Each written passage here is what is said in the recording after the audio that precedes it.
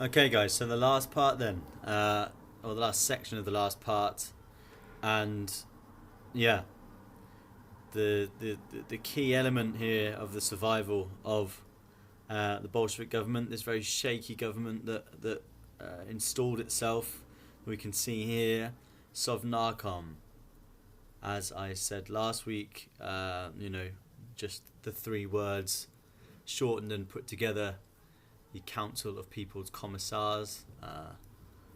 Here they all are. Here's Lenin in the centre. How did they survive? And the question we're going to ask this week is, did the way in which Sovnarkom survived or attempted to survive, how far did it demonstrate that the Bolsheviks were for the people, or how far can we see clues that they were interested in power for power's sake? An interesting question. Maybe it isn't necessarily power for power's sake, but power, policies which were only aimed at ensuring that the government itself survived at whatever cost. So this was, as we can see here on the right hand side, this was one of the posters that they would have released of Sovnarkom. We've got Kamenev at the top here. We've got Lenin. We've got Trotsky. We've got Dzerzhinsky. And yeah, it wasn't an easy thing for them, as we're going to see, as you may have read as well. And we had four major issues which we're going to look at in this video. And we're going to see how they dealt with them, and then from there you should be able to start to come to some conclusion about, whether, how far these policies were, say, following through for the workers, for the peasants, for the soldiers. This is Robert Service's view on the creation of Sovnarkom, and I think it's a pretty good one. I say good, I mean fair-handed within the historiography, as you will see in some of the other work in the workbook that I've put there. But he said, the Mensheviks and socialist revolutionaries no more wished to sit in a government including Lenin and Trotsky than Lenin and Trotsky wanted them as colleagues. The negotiations broke down, and Lenin unperturbedly maintained an all-Bolshevik Sovnarkom. Sovnarkom was the government of a state which was still coming into being. Very important to keep that in your mind. It's almost an anarchic time, really. Its coercive powers were patchy in Petrograd, non-existent in the provinces. The Red Guards were ill-trained and not well-disciplined. The garrisons were as reluctant to fight other Russians as they had been to take on the Germans. Public announcements were the most effective weapons in Sovnarkom's arsenal. I'm going to explore some of these themes here. I'm going to explore this. This here. That Sovnarkom was a government of a state that was still coming into being. So very interesting, almost similar to the provisional government in that provisional government was unable to deliver. It was a parliament that didn't exist, or it claimed powers to a government that didn't really exist. So is Sovnarkom any different in the early stages? That's an interesting question. And also this as well, that the army, the garrisons, has their situation really changed? Because yes, they've got this government that's installed itself in the name of the people, but are they on side with potentially fighting their own people now over Germans? Yeah, well, let's have a look at Sovnarkom, who was in it. We've already seen obviously the key figures there. So Sovnarkom took over really from the Petrograd Soviet.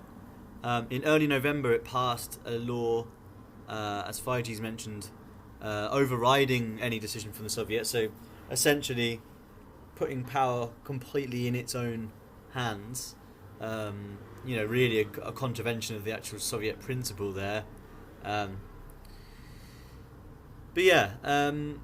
Sovnarkom's made up of 30 to 40 different members. Some left SRs who later joined at the start of December. They're the only ones who can really provide any form of balance to policies, policies that are not wholeheartedly Bolshevik and Marxist-Leninist. Lenin, it's generally accepted, never had any intention of sharing power with the Soviet or other parties. He saw that as a it would only dilute what he considered to be it would dilute his vision, and his vision, he, as we are going to see and as you may know, but he did believe that there would be a deliverance of the people's will, that in its that it was actually purer than any form of democracy that had since been experienced on Earth, sort of thing. So he thought this was a whole new way of doing things in terms of democracy. Obviously, democracy here meaning something different, slightly different to what we might know in the West. Sovnarkom, important as well, is it's only really the organ of power within what goes on to be the Bolshevik state, a very sort of interlocking number of different states that make up Bolshevik Russia, and it's only really holds sway until 1919. So it's about a year and a half to get this thing off the ground. But during the Civil War, it was, and the months we're looking at here, not October to December, really is what's directing things. Lenin's the chairman. Trotsky with some very important role in two different posts as both the Commissar for War and the Commissar for Foreign Affairs. So obviously famously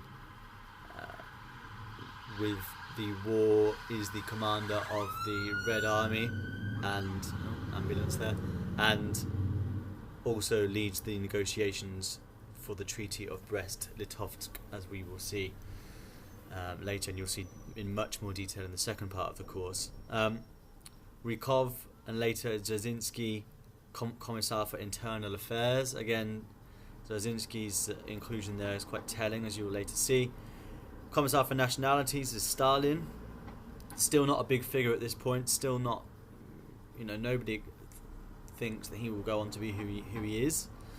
Commissar for Social Welfare, the first female in government in Russia's history, Alexandra Kollontai, and the Commissar for Popular Enlightenment is Lunacharsky.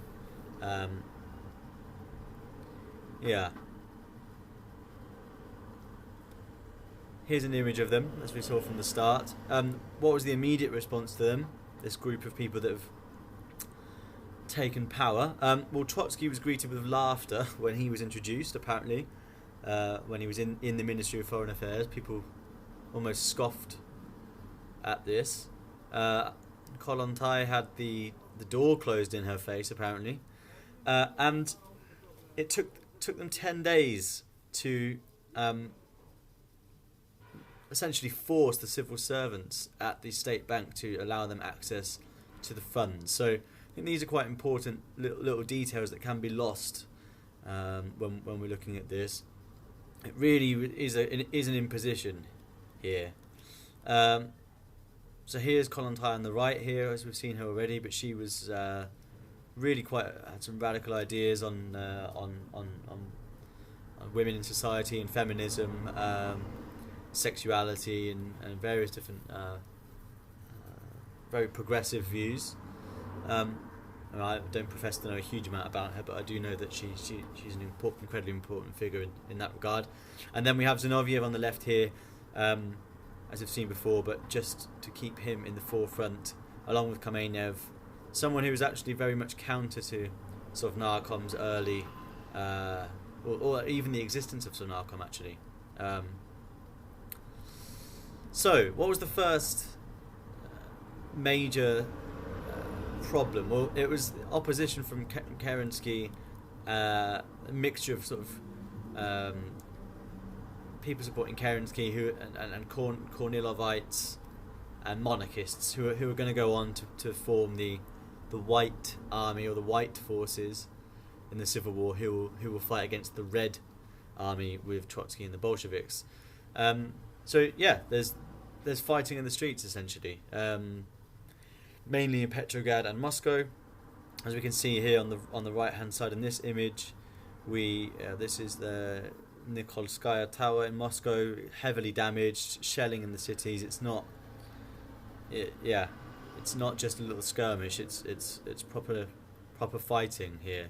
And whilst this fighting is going on, so Vikzel, which is the Railwaymen's Union, which is made up of representatives from all socialist parties, they attempted to stop the fighting, and they said, look, we aren't going to, we're going to block off the railways here. We won't allow food to be delivered. We won't allow resources, ammunition, etc., unless Sovnarkom and the Bolsheviks hold talks with other parties in order to create a coalition. Now, Kamenev and Zinoviev, as we know, are already in favour of this, so there's some opposition within the Bolshevik party about the direction that's been taken, and those two, as you already know from before, were the ones that spoke out about even taking power before they did. And so Lenin agrees to talks. Definitely could not survive without the railways. Agrees to talks, but then what's their solution here? Well, not really so much of a solution, but Lenin essentially ordered talks to continue with the Railwaymen's Union until they had beaten Kerensky's forces, and once he became assured of that, he deliberately undermined talks with the Railwaymen's Union. They collapsed. Yeah, and there we go. And from here on, 5G's notes that this is kind of really, if the socialist parties were truly split, I mean, there really no going back from this point. Which leads us on to this second part here, which is opposition from other socialists. So obviously we've got two problems here. First one is the Constituent Assembly. So the other parties refused to recognise the government. The Constituent Assembly had been agreed. Lenin couldn't go back on it. It's generally understood he didn't have any intention of honouring it anyway, but he kind of had his hands tied apparently, as was agreed. Bolsheviks only won 175 seats. The Socialist Revolutionaries won 410, though 40 of these were from left SRs. Whilst all this is happening as well, before the Constituent Assembly, we've got hundreds of petitions flooding in from various areas of the new republic, from workers, from peasants, from people that were supportive of the Bolsheviks, claiming that they do not support, this one-party rule, and as it says at the bottom here, 35th Army Division. Among the soldiers, there were no Bolsheviks, Mensheviks, or SRs, only Democrats. So it's quite telling. What was their solution to this problem then? Well, the first one, as we saw before in the last video, to just bring this back, was the decree on the press. So shutting the press down. Again, supposed to be temporary, but very, very useful, as was the case with Alexander II, III, and Nicholas II, in terms of silencing opposition, and will continue to be a useful method later for Stalin. Here we can see the election results of the Constituent Assembly. So again, Bolsheviks, I mean, they're in second place, but still very, very far behind. So what happens to the Constituent Assembly? Lenin claimed, as you've seen from the 5G's reading, but it was invalid. Didn't take into account the split between the SRs, so therefore it wasn't fair, he claimed. And as we saw, as I mentioned at the start, he considered, because they were a true Soviet government for the people, delivering what he considered to be the necessary path, that therefore it was a higher form of democracy. It did manage to meet for one meagre day in January.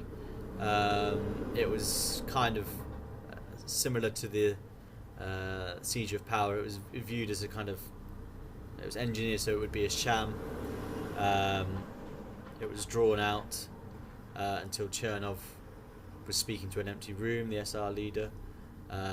They asked him to go home, and when the delegates for the various parties came back the next day, the doors were locked. It was guarded by Red Guards, and those Red Guards shot upon the crowd of 50,000 that were demonstrating in favour of it. And yeah, the one true, genuinely free democratic election in the whole of Russian history, basically, apart from one in the early 1990s, and it has one day in which it sat.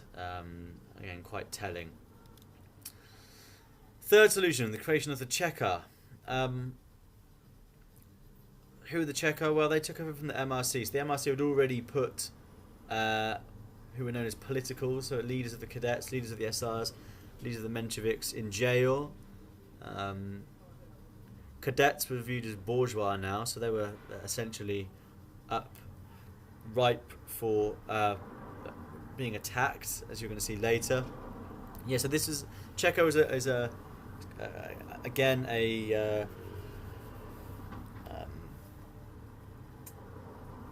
condensing down of this incredibly long name, the All-Russian Extraordinary Commission for Combating Counter-Revolution and Sabotage. I mean, the name really does tell you what it's about. Led by Dzerzhinsky. This is this gentleman here, quite a terrifying man. Legitimised the use of torture and murder in defence of the revolution, explicitly so as well, and in newspapers, not just sort of, hidden away. It was sort of front page. Again, supposed to be temporary. It's not accepted that Lenin was calling for the mass use of terror at this point, but we can kind of see where the path was potentially leading. So they are the solutions with regard to other socialists and general opposition. The other problem then is geographical legitimacy. So how do you keep control when, as we can see here, this is when the seizure has been announced. So this is the new style date, but we can see there's very, very, very little control, minuscule in the relative size to Russia, and this is a little bit later. So even by November, look, they've taken Moscow now, but many other Soviets representing, different levels. So as we saw in some of the other videos, the Caucasian Soviet, for example, they weren't all Bolshevik. Usually only Bolshevik in the sort of areas of the cities. And as we can look over here, look, this is rightly put as in anarchy, this whole area of Russia. I mean, how would you even begin considering all of the different problems that was still inherited by the Bolsheviks to start to extend your rule and your decrees around this massive area? It's So how did they manage to kind of give legitimacy to their decrees and to try to bring people on their side? Well, almost getting to the end here, but the first one was to just give the people what they wanted.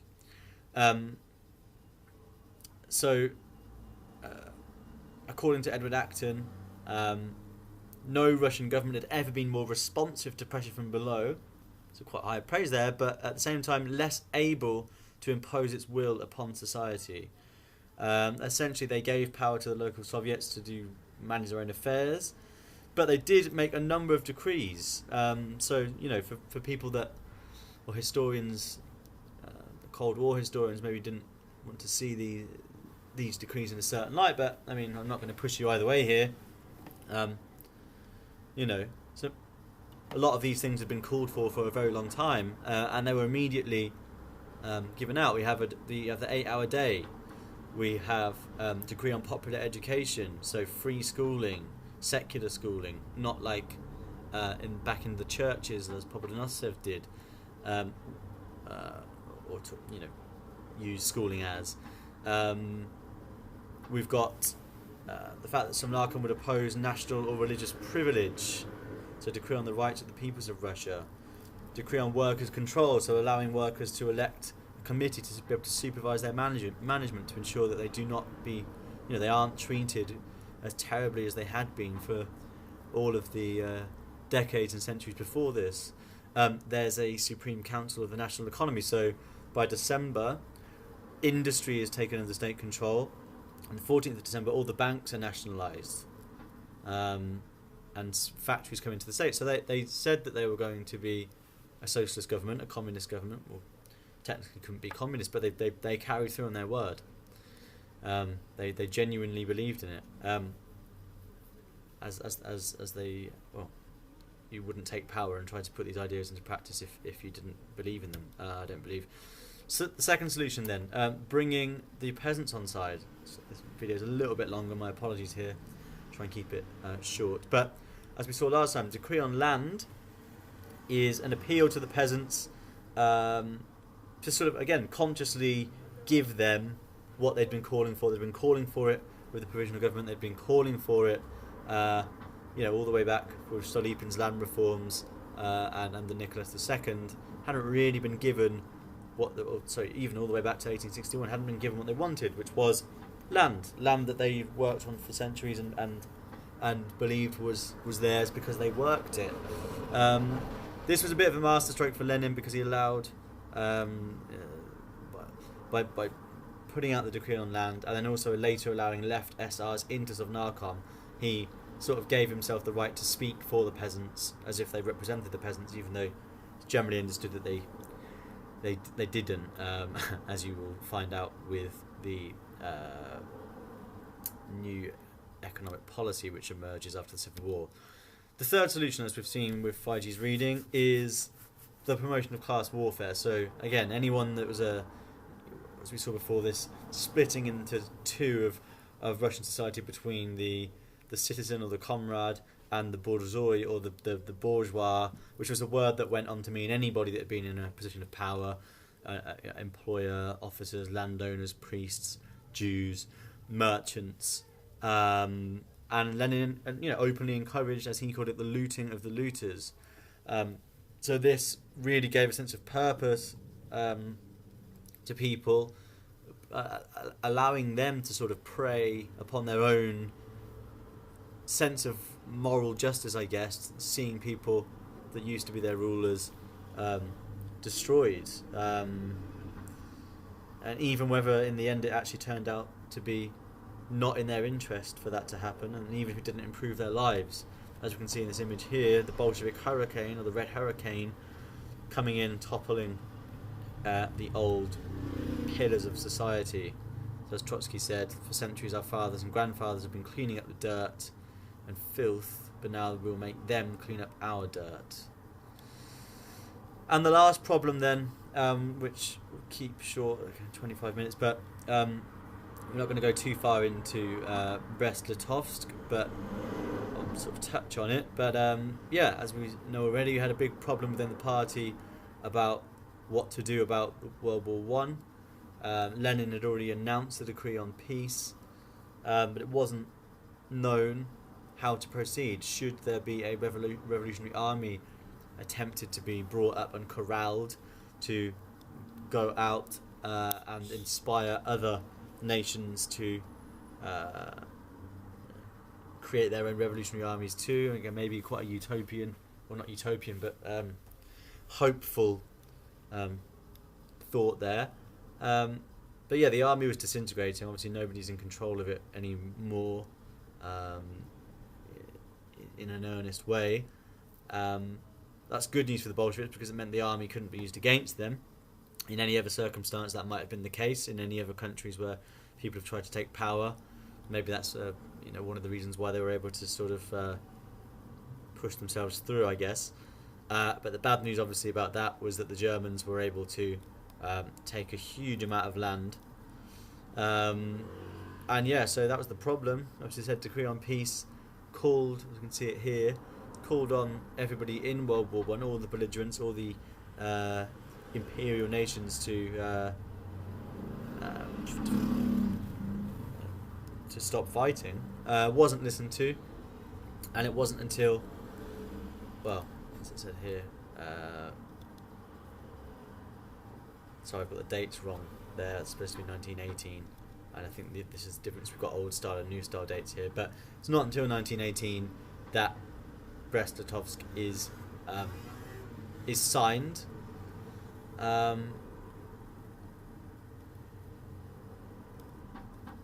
And just so we can see how much was lost,